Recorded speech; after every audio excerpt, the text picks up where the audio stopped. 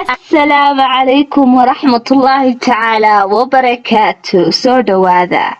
haddii aad maqli jirtay qof ayaa naxdin u dhintay, haddaba maanta waxaan inoo hayaa qof u dhintay farxad darteed.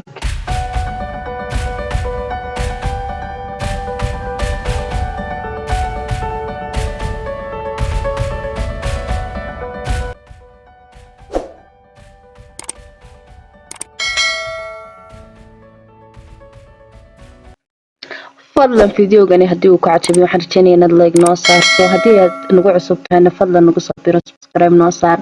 haddii aad doonaysid wax talaamo tusaale inaad noo soo gudbisidna qaybta commentiga noogu reeb, aad baad u mahadsantihiin.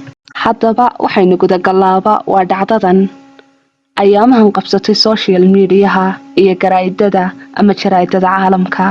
dhacdadan ayaa waxay tahay oday ugu weynaa ama ka mid ahaa dadka ugu weyn magaalada Bandar Abbas ee koonfurta wadanka Iiraan ayaa waxa dhacday in uu u dhintay farxad darteed.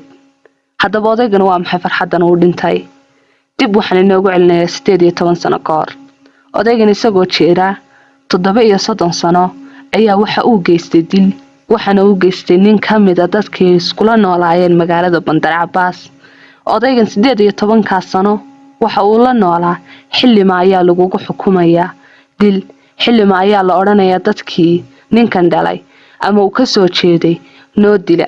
laakiin ilaahay waxaba uu qadaray in uu ku dhinto farxadda loo sheegay inaan la dilayn oo la cafiyay.